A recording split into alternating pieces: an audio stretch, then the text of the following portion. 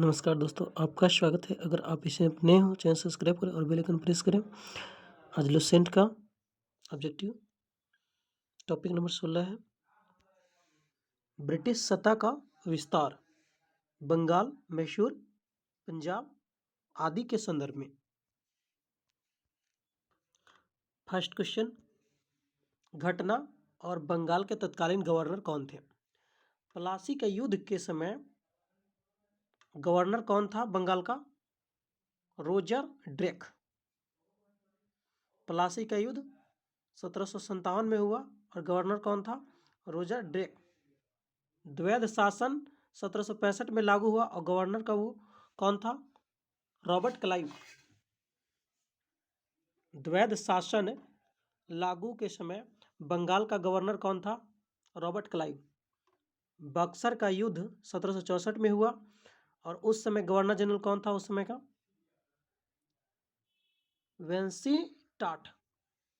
वेंसीटाट।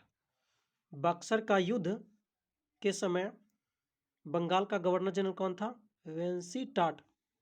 बंगाल में अकाल पड़ा था 1770 में। उस समय बंगाल का गवर्नर कौन था? कार्टियर। बंगाल के अकाल पड़ने के समय उस समय बंगाल का गवर्नर कौन था? क्रांटियर। प्लासी की लड़ाई 1757 ईस्वी में अंग्रेजी सेना का नेतृत्व किसने किया? रॉबर्ट क्लाइव ने किया। बक्सर के युद्ध 1764 ईस्वी में अंग्रेजी सेना का नेतृत्व किसने किया? हेक्टर मुनरो ने किया। बंगाल का द्वैध शासन कब से कब तक चला? 1765 से 1772 तक चला। वर्ष 1798 ईस्वी में लॉर्ड वेलेस्ली द्वारा प्रस्तावित संधि सहायक संधि को स्वीकार करने वाला पहला भारतीय शासक कौन था? हैदराबाद का निजाम था। भारत का प्रथम गवर्नर जनरल व वायसराय कौन था? Lord Canning. तीसरे आंग्ल मैसूर युद्ध को रोकने के लिए टीपू सुल्तान ने अंग्रेजों के साथ संधि की थी। श्रीरंगपट्टनम की संधि की थी। अगला क्वेश्चन, राजक्षय हड़प नीति जब्ती सिद्धांत किसके द्वारा लागू किया गया था? डलहौजी के द्वारा। किस सिख गुरु ने फारसी में जफरनामा लिखा था? गुरु गोविंद सिंह ने। भारत में डाक व्यवस्था शुरू करने वाला ब्रिटिश गवर्नर कौन था? लॉर्ड डलहौजी था। किस सिख गुरु ने गुरु नानक की जीवनी लिखी? गुरु अर्जुन देव ने। सिखों के सैन्य संप्रदाय खालसा पंथ का प्रवर्तक किसने किया? गोविंद सिंह ने। सिखों के सैन्य संप्रदाय खालसा पंथ का जो प्रवर्तक कौन था? गोविंद सिंह। 1757 में सिराजुद्दौला किसके द्वारा पराजित हुआ? क्लाइव के द्वारा।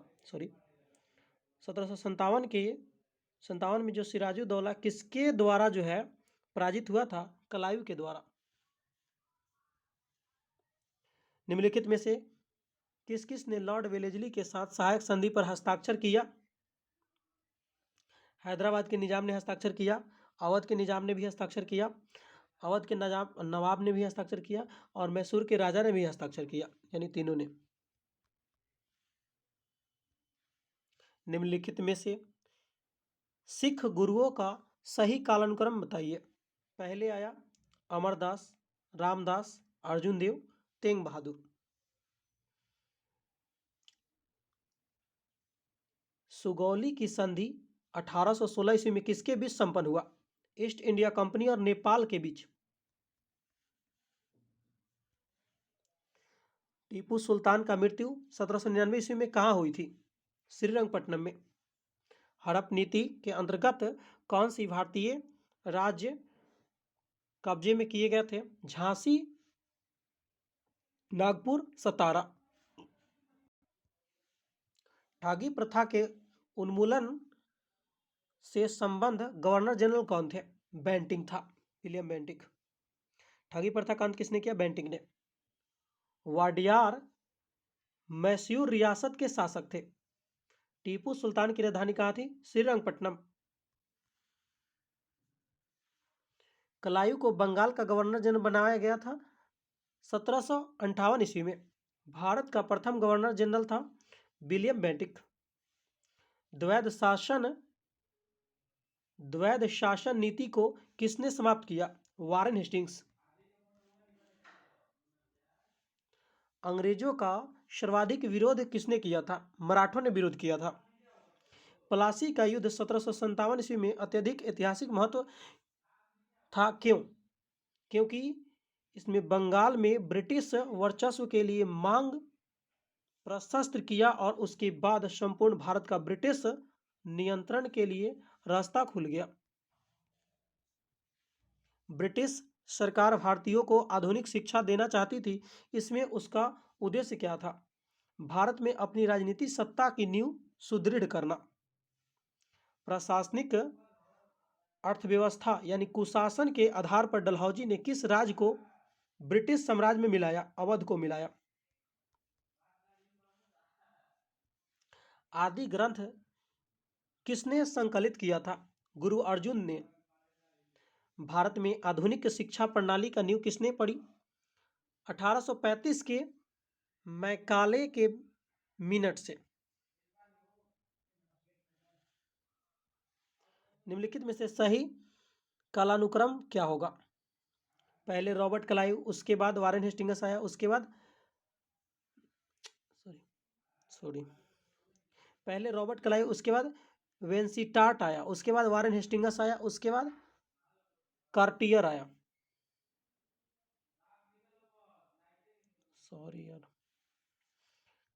सही कालानुक्रम अनुसार सजाइए। पहले रॉबर्ट क्लाइव, उसके बाद वेंसिटार्ट, उसके बाद आया कार्टियर और लास्ट में आया Warren Hastings. B number option. Bharat में ईस्ट इंडिया कंपनी की सफलता का राज था। उपयुक्त सभी। भारत में राष्ट्रीय भावना की कमी थी। कंपनी की सेना के पश्चिमी प्रशिक्षण मिला था और उसके पास आधुनिक हथियार भी थे। भारतीय सैनिक में राष्ट्रीय भावना का अभाव था। सभी सही है। भारत में निम्न वायसरायों में से किसके काल में जो है Indian penal code, civil procedure code और क्रिमिनल प्रोसीजर कोड पारित किए थे? लॉर्ड कैनिंग ने। निम्नलिखित में से ब्रिटिश सरकार का गवर्नर जनरल कौन था जिसने भारत में डाक टिकट शुरू किया? लॉर्ड डलहौजी। सती प्रथा का अंत करने तथा ठगी को समाप्त करने का श्रेय किसको जाता है? लॉर्ड विलियम बेंटिक को। निम्नलिखित में से अवध के स्वायत्त राज्य का संस्थापक कौन थे? सादत खां बुरहान उल मुल्क। निम्नलिखित में से किसने मीर कासिम तथा सुजाउद्दौला के साथ मिलकर अंग्रेजी ईस्ट इंडिया कंपनी पर युद्ध घोषित किया और वे बाद में बक्सर के युद्ध में अंग्रेजों से पराजित हुए? शाह आलम द्वितीय। ईस्ट इंडिया कंपनी और बंगाल के नवाब के बीच जब प्लासी का युद्ध हुआ उस समय मुगल सम्राट कौन था? अजीजुद्दीन आलमगीर द्वितीय। अजीजुद्दीन आलमगीर द्वितीय। ईस्ट इंडिया कंपनी के नेतृत्व में रॉबर्ट क्लाइव का उत्तराधिकारी निम्नलिखित में से कौन था? हेस्टिंग्स था। नवाब सिराजुद्दौला एवं ईस्ट इंडिया कंपनी के बीच संघर्ष का प्रमुख कारण था। अंग्रेजों ने व्यापार की छूट का दुरुपयोग किया था। प्लासी के युद्ध के केवल कुछ सरदारों ने सिराजुद्दौला का साथ दिया। वे सरदार कौन थे? वे सरदार जो थे मोहनलाल था और मीर मदान था, जो सिराजुद्दौला का साथ दिया था। काल कोठरी ब्लैक हॉल की घटना में 146 में से 123 लोग एक छोटी कोठरी में बंद कर दिए जाने के कारण जो है मर गए। यह कहाँ घटी थी? कलकत्ता में घटी थी। यही जो सुजाउद्दौला था यही डाल दिया था 146 आदमी को छोटा सा कमरा में और 123 लोग मारे गए। प्लासी के युद्ध के बाद भारत के लिए शाश्वत दुख की काली रात का आरंभ हुआ। यह किस बंगाल कवि का कथन है? नवीन चंद्र सेन का कथन है। किस इतिहासकार ने 1765 ईस्वी में 1772 ईस्वी तक कंपनी के राज को डाकुओं का राज की संज्ञा दिया है? के एम परनिकर ने। सुरक्षा प्रकोष्ठ की नीति संबंधित है वारेन हेस्टिंग से। Rings fence policy. इलाहाबाद की संधि 1765 ईस्वी के बाद रॉबर्ट क्लाइव ने मुर्शिदाबाद का उपदीवान किसे बनाया? मोहम्मद रजा खान को।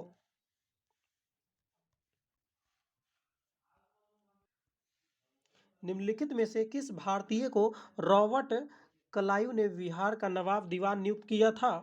राजा सिताब राय को।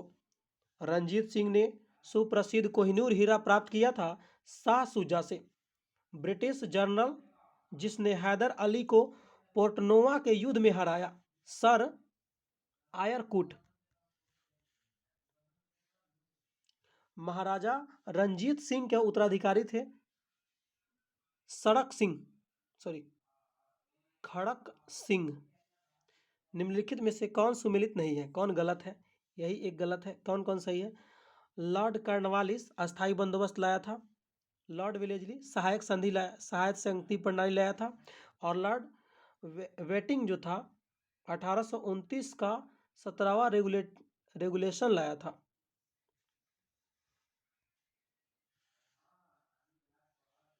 किस सिख गुरु ने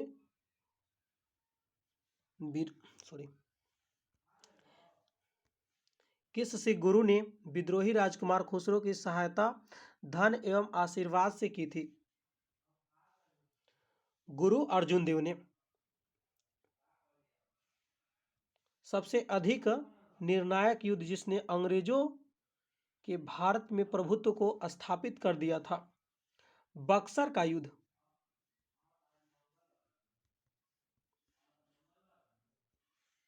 1 नवंबर 1858 को महारानी विक्टोरिया का घोषणा पत्र इलाहाबाद में पढ़कर सुनाया था लॉर्ड कैनिंग ने। रंजीत सिंह किस मिसल से संबंधित है? शुक्रचकिया मिसल से संबंधित है।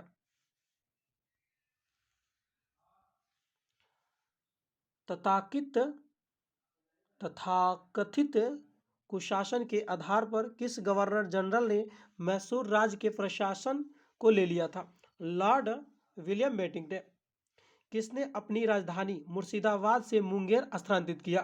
मीर कासिम ने। किसकी समाधि के कारण नादेर गुरुद्वारा सिखों द्वारा पवित्र माना जाता है? गुरु गोविंद सिंह के द्वारा। बक्सर के युद्ध 1764 ईस्वी के समय दिल्ली का शासक कौन था? शाह आलम द्वितीय। टीपू सुल्तान अंग्रेजों के साथ युद्ध में कब मारे गए? 1799 में। किसके शासन में ब्लैक होल दुर्घटना घटित हुआ था? सिराजुद्दौला के समय। सिखों के अंतिम गुरु कौन थे? गुरु गोविंद सिंह। निम्नलिखित में से कौन सा युद्ध जिसने भारत में ब्रिटिश प्रभुत्व को प्रारंभ किया? प्लासी का युद्ध। डिंडीगुल का नाम तमिलनाडु में किस नगर का है?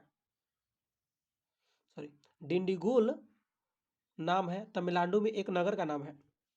बंगाल के किस गवर्नर के समय सरकारी खजाना मुर्शिदाबाद से कलकत्ता स्थानांतरित किया गया? वारेन हेस्टिंग्स के समय। किस अधिनियम के तहत वारेन हेस्टिंग्स बंगाल के प्रथम गवर्नर जनरल बन गए थे? 1773 के रेगुलेटिंग एक्ट के तहत। किसके समय में कलकत्ता में प्रथम न्यायालय की स्थापना की गई थी? वारेन हेस्टिंग्स के समय। बंगाल के किस गवर्नर जनरल के काल में पिटस इंडिया एक्ट 1784 पारित हुआ था? वारेन हेस्टिंग्स के समय। अवधि और युद्ध कौन कौन सही है? यानी 2 और 3 सही है। 1790 से 92 में जो है तृतीय मैसूर युद्ध हुआ था और 1824 से 26 में प्रथम आंगल वर्मा युद्ध हुआ था।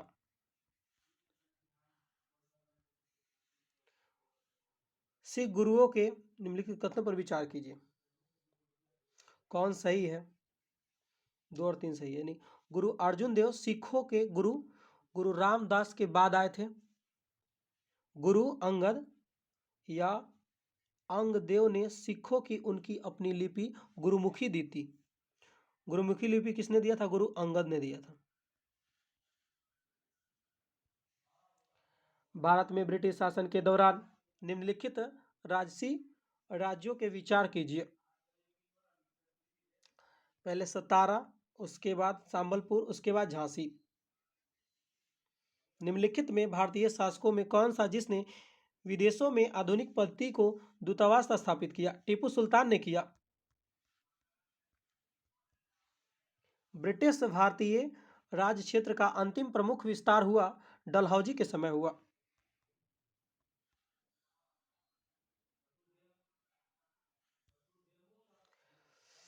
सूचियों का मिलान कीजिए। 1775 ईस्वी में क्या हुआ था? प्रथम आंग्ल मराठा युद्ध हुआ था। 1780 में द्वितीय आंग्ल मैसूर युद्ध हुआ। 1824 में प्रथम आंग्ल वर्मा युद्ध हुआ।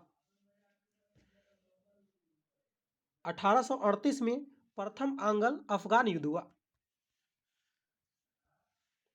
ठगों के दमन में निम्नलिखित में से कौन सा संबंध था? कर्नल सलीमैन।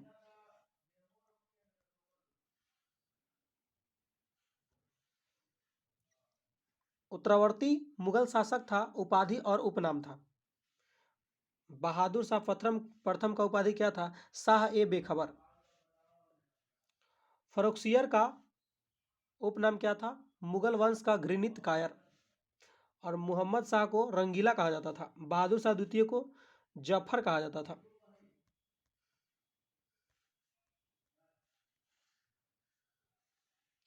1757 ईस्वी में औरंगजेब की मृत्यु के बाद मुहम्मद मुअज्जम किस नाम से मुगल राज सिंहासन पर बैठा?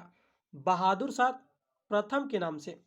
बहादुर शाह प्रथम की मृत्यु के बाद जहांदार शाह मुगल सिंहासन पर आसीन हुआ। वह किसकी सहायता से सम्राट बना था? जुल्फ जुल्फकार खां के सहायता से बना था। फर्रुखसियर किसके सहयोग से मुगल बादशाह बना? सैयद बंधु के सहयोग से। नृप निर्माता के रूप में किन्हें जाना जाता है? सैयद बंधु को। सैयद बंधुओं ने मराठों के सहयोग से किस मुगल सम्राट को शतायुक्त कर दिए, हत्या कर दी? फर्रुखसियर के।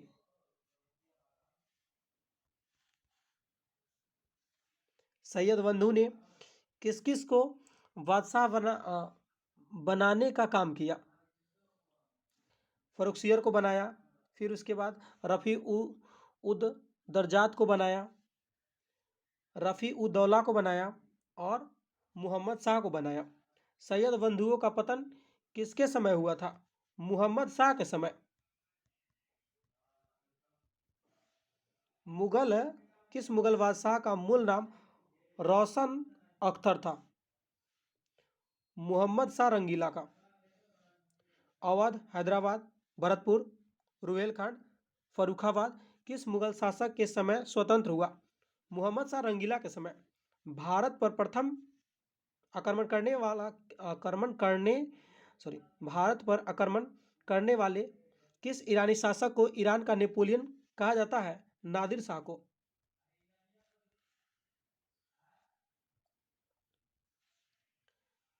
मोहम्मद शाह अब्दाली के प्रथम आक्रमण के समय मुगल सम्राट कौन था? मोहम्मद शाह रंगीला। मोहम्मद शाह अब्दाली ने भारत पर कुल 7 बार आक्रमण किए, जिसमें सर्वाधिक 3 बार आक्रमण किस मुगल शासक के समय हुआ था? शाह आलम द्वितीय के समय हुआ। किस मुगल शासक का वास्तविक नाम अली गौहर था? शाह आलम द्वितीय का।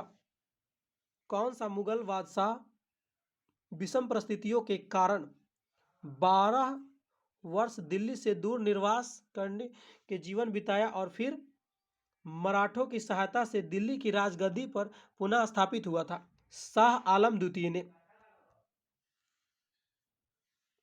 कौन सा मुगल बादशाह एक बड़ा शायर भी था जिसने जिसके द्वारा अपने आखिरी समय में कहा गया कि यह शेर विख्यात है, कितना है, बदनसीब जफर के दमन के लिए या 2 गज जमीन न मिली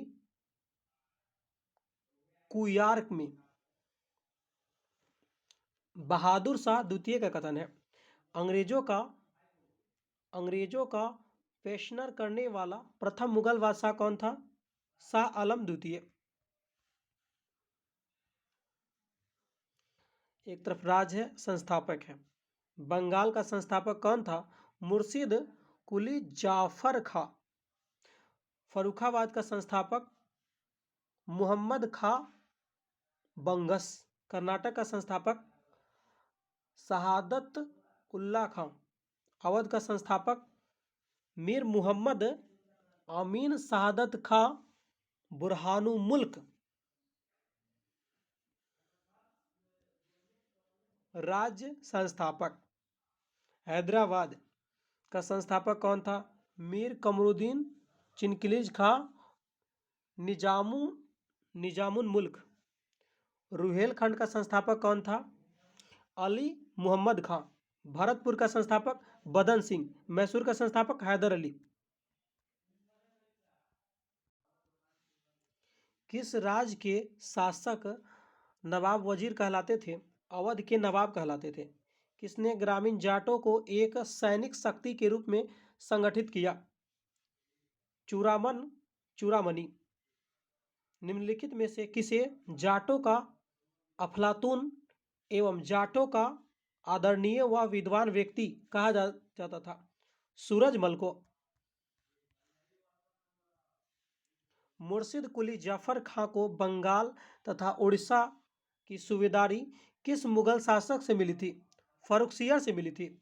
किसने मुर्शिदाबाद की स्थापना की तथा उसने ढाका के स्थान पर बंगाल की राजधानी बनाई? मुर्शिद कुली जाफर खां ने। बंगाल के शासक मुर्शिद कुली जाफर खां एवं अंग्रेजी ईस्ट इंडिया कंपनी के बीच विवाद का सर्वप्रमुख कारण क्या था? मुगल बादशाह फर्रुखसियर द्वारा 1717 में जारी फरमान की मुर्शिद अली जफर खां एवं ब्रिटिश कंपनी द्वारा अलग अलग व्याख्या। किस मुगल शासक ने 1733 ईस्वी में बिहार की सूबेदारी बंगाल के नवाब सुजाउद्दीन को प्रदान की थी? मोहम्मद शाह रंगीला को। बंगाल के किस नवाब ने यूरोपीय लोगों की तुलना मधुमक्खी के छत्ते से की है, जिसे यदि न छेड़ा जाए तो शहद देगी, यदि छत्ते के साथ छेड़छाड़ की गई तो मधुमक्खियां काट काट कर प्राण ले सकती है? अलीवर्दी खां का कथन है। अंग्रेजों द्वारा कलकत्ता तथा फ्रांसीसी द्वारा चंद्रनगर की किलेबंदी सुदृढ़ करने के विरोध करते बंगाल के किस नवाब ने कहा, तुम व्यापारी हो, तुम्हें किले का क्या करना है? मेरे संरक्षण में रहते हुए तुम्हें शत्रुओं से कोई भय नहीं है। यह अलीवर्दी खां ने कहा था। बंगाल का वह नवाब कौन था जो जानता था कि वह अंग्रेज के बंगाल की भूमि से निकाल बाहर कर सकता है, किंतु ऐसी स्थिति में उनके ही शब्दों में समुद्र में आग लग जाएगी? यह अलीवर्दी खां। बंगाल के किस नवाब ने अपने उत्तराधिकारी को यह सलाह दी कि तीनों अंग्रेज, फ्रांसिस एवं डच को एक साथ निर्बल करने का विचार मत करना? इन तीनों में अंग्रेज सबसे सशक्त है, पहले उनका अंत करना और अन्य तुमको विशेष कष्ट नहीं देंगे। यह अलीवर्दी खां ने कहा। बंगाल के नवाब अलीवर्दी खां का उत्तराधिकारी कौन था? सिराजुद्दौला। बंगाल के नवाब सिराजुद्दौला तथा ब्रिटिश कंपनी के बीच जो है विवाद का कारण क्या था? अंग्रेजों द्वारा कलकत्ते की किलाबंदी था। अंग्रेजों द्वारा दस्तक का दुरुपयोग, भगौड़े कृष्ण वल्लभ को कलकत्ता में अंग्रेजों द्वारा शरण देना। अगला पार्ट नेक्स्ट में।